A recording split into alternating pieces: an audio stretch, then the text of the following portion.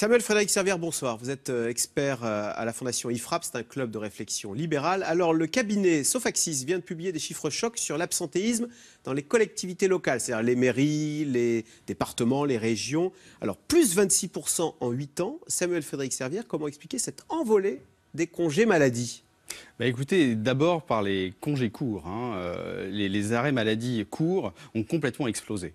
Et surtout dans la période plus récente, entre 2013 et 2015. Si on regarde l'époque 2013, en 2013, on était sur une base 100 2007, on était aux alentours de 52. Donc ça veut dire qu'on avait vraiment baissé à partir de l'introduction du jour de carence. Et au 1er janvier 2014, tout repart. Si bien qu'on arrive à 137 en base 100 en 2015, soit 85 points d'augmentation. D'accord, parce qu'en 2014, que s'est-il passé ? On a supprimé les jours de carence, c'est-à-dire que quand vous tombez malade, vous n'êtes plus pénalisé, on ne vous retire plus un jour de salaire, comme c'était le cas auparavant. Est-ce que vous êtes en train de nous dire en creux que maintenant si on tombe malade, on est payé dès le premier jour ? Du coup, il y a peut-être des gens qui ont des maladies diplomatiques le vendredi soir pour partir en week-end plus tôt ? Écoutez, c'est ce qu'on constate quand on regarde le volume des absences pour un jour. Si on cumule les absences qui durent un jour jusqu'à 3 jours, c'est là où ça a augmenté. C'est 56% des arrêts pour maladies ordinaires. Alors, est-ce qu'on tombe plus malade dans les collectivités locales que dans le secteur privé ? Est-ce qu'on peut comparer ? Je ne sais pas si c'est comparable. Oui, tout à fait. C'est tout à fait comparable. Ça a été fait notamment par un cabinet de conseil privé qui s'appelle Alma Consulting Group. Il l'a fait par région. Donc on a les effectifs régionaux publics comparés aux entreprises privées. Sur des régions qu'a défini Alma, parce que le panel d'entreprises doit être suffisant. Et donc on a sur le Nord 30,8 jours. Alors c'est toute cause hors parentalité. 30,8 jours dans le Nord contre 17,4 dans le privé. Grand Est. Ah oui, c'est 2 fois plus. Oui, Grand Est 25,4 contre 14,8. Ah oui, d'accord. Rhône-Alpes 29,4, 19. Alors pourquoi tombe-t-on 2 fois plus malade dans les collectivités locales que dans le secteur privé alors ? Écoutez, d'abord, à notre avis, c'est parce que vous avez le droit, en gros, à 90 jours indemnisés à 100%. Donc on prend son jour maladie, quoi. C'est ça que vous voulez dire ? Non, mais ça veut dire que oui, ça veut dire qu'en fait, vous avez deux éléments qui se conjuguent. Vous avez aussi le fait qu'on a énormément embauché dans les collectivités locales. Donc en fait, vous avez des endroits, des poches de sous-travail. Donc de la démotivation. Donc de la démotivation, donc des emplois aidés qui peuvent faire les tâches des titulaires ponctuellement, et donc des gens qui n'hésitent plus à prendre 1 ou 2 jours. Alors est-ce que ça veut dire qu'il y a une gestion laxiste des effectifs ? Il faut bien préciser qu'on parle là des collectivités locales. Je dis ça parce que pour les fonctionnaires d'État ou à l'hôpital, là les études montrent qu'on ne tombe pas plus malade que dans le privé, je crois. Enfin, dites-moi si je dis une bêtise. Dans l'hôpital, si, toujours un peu, mais il faudrait comparer fonction publique hospitalière à hôpital privé. D'accord. Et dans l'État, on tombe plutôt moins malade puisqu'on est au-dessus. L'État, c'est la police, l'éducation nationale, on est au-dessus des l'armée. 1607. On est au-dessus des 1607 jours. Alors, on revient dans nos collectivités locales, donc les départements, les mairies, dans les hôtels de région, etc. Est-ce que vous diriez qu'il y a un peu de laxisme dans la gestion des effectifs et qu'on a des maires, au fond, qui ferment les yeux pour acheter la paix sociale? Parce que c'est ça qui est en jeu. Écoutez, nous, on l'a constaté. Quand vous regardez les rapports des chambres régionales des comptes, vous êtes assez frappé. Si je prends l'exemple, par exemple, de Montpellier, à Montpellier, vous avez... si vous prenez congé payé, RTT, journée du maire, vous avez... il y a la journée du maire. Et oui, vous avez 5 jours de journée offerte gracieusement. Il y a 5 jours de journée du maire. Voilà, vous avez 23... ou assimilé. Vous avez 23 jours de RTT, vous êtes à 94 jours, vous voyez. Si on prend Vannes, par exemple, c'est plus 8 jours accordés gracieusement par le maire. Si vous prenez Alès, c'est plus 7. Si vous prenez Narbonne, c'est plus 9. Donc il y a une vraie pratique, si vous voulez, de l'attribution de jours gratuits, en quelque sorte.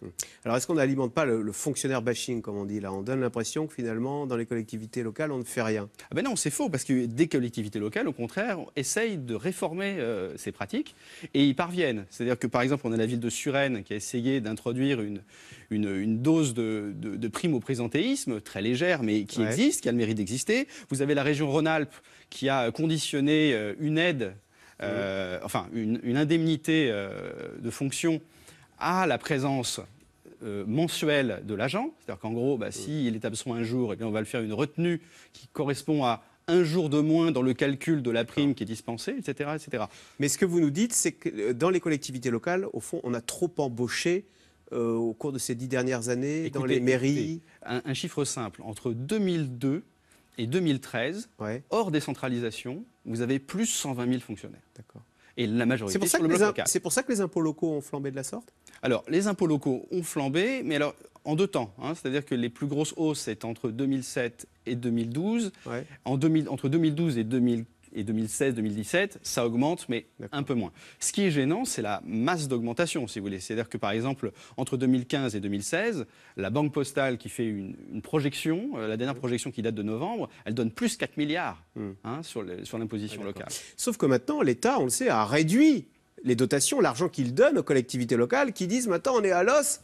On n'y arrive plus, on fait des économies de bout de chandelle. Oui, alors attention, parce que quand vous avez des maires qui vous disent la main sur le cœur, on n'augmente pas les taux d'imposition, c'est vrai, mais la base fiscale, elle augmente. Par exemple, ça fait 2 années de suite qu'elle est revalorisée de 0,9%. C'est-à-dire qu'on vous taxe toujours au même niveau, mais à partir d'une base qui est plus élevée. Donc, à la fin, vous êtes davantage ponctionné. Exactement. Alors, du coup, on en arrive au programme de François Fillon, qui est assez dur envers la fonction publique. Alors d'abord, que pensez-vous de l'idée d'augmenter la durée du temps de travail pour tous les fonctionnaires à 39 heures? Beaucoup à droite disent que c'est totalement irréaliste. Oui, alors, à 39 heures, il y a déjà des fonctionnaires qui sont déjà de facto. On prend la fonction publique d'État. Si dans la fonction publique d'État, on est à 1627 heures en moyenne, ça veut dire qu'il y a des gens qui sont bien au-dessus des 1607 heures. D'accord. Et alors, une fois de plus, je crois que c'est les collectivités locales qui sont à nouveau pointées du doigt. Là. Absolument. Donc, on n'est même pas aux 35 heures. On n'est même pas aux 35 heures. Donc l'idée, à notre avis, c'est déjà de revenir aux 35 heures pour tous. Et à partir du moment où on revient aux 35 heures pour tous, il y a sans doute la moyen de dégager l'équivalent entre 50 000 et 60 000 équivalents temps plein. Alors l'autre casus belli, c'est de supprimer 500 000 emplois dans la fonction publique. Alors là, pareil, on dit c'est irréalisable. En fait, c'est possible. Il faut faire la pédagogie en expliquant. Mais ça veut dire embaucher aucun fonctionnaire pendant 5 ans? Mais pas du tout. Ça veut surtout pas dire embaucher aucun fonctionnaire pendant 5 ans. Rendez-vous compte, les entrants-sortants dans la fonction publique par an, c'est 490 000 entrants pour 403 000 sortants. Par an? Par an. Donc ça veut dire qu'en réalité, vous avez beaucoup de sortants qui ne sortent pas pour des raisons de retraite. Donc quand on affiche le non-renouvellement d'un fonctionnaire sur 2, alors vous savez que souvent les contractuels qui sont les sortants, parce qu'ils arrivent en fin de mission, on dit souvent que ce sont eux qui font tourner la boutique à l'armée ou même dans les écoles, dans les cantines scolaires.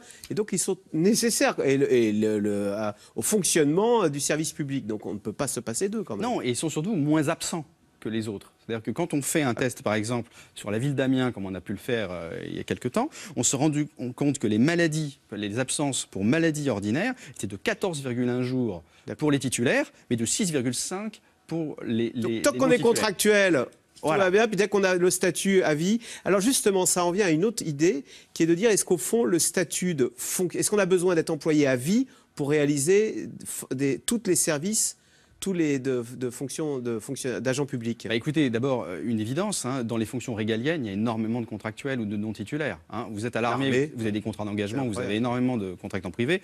Vous prenez la diplomatie, vous avez tous les contrats de droit locaux, qui sont tous des contractuels. Donc, si vous voulez, il n'y a pas véritablement d'impossibilité technique. Je crois que l'ensemble des candidats à la primaire se sont plutôt réunis sur l'idée de dire réserver le statut aux fonctions dites régaliennes. Mais là, en fait, ce qui va se passer s'il y a une suppression partielle du statut de la fonction publique, c'est que vous allez avoir des nouveaux entrants en statut de droit privé pour les fonctions non régaliennes. Vous aurez toujours des contractuels de droit public pour les fonctions régaliennes et des titulaires, évidemment. Merci beaucoup Samuel Frédéric Servière, donc expert à la Fondation IFRAP, d'être venu nous commenter cette étude du cabinet Sofaxis, donc plus 26% en 8 ans pour les absences dans les collectivités locales. Merci. Vous restez avec nous tout de suite. Caroline Roux, c'est dans l'air. Que faire de ces Français partis faire le djihad en Syrie et qui reviennent en France, des hommes, des femmes, des enfants, dont certains disent avoir été révulsés par la torture et les exactions pratiquées par Daesh. Jusqu'où faut-il les croire? C'est dans l'air est intitulé ce soir, quand les djihadistes reviennent en France.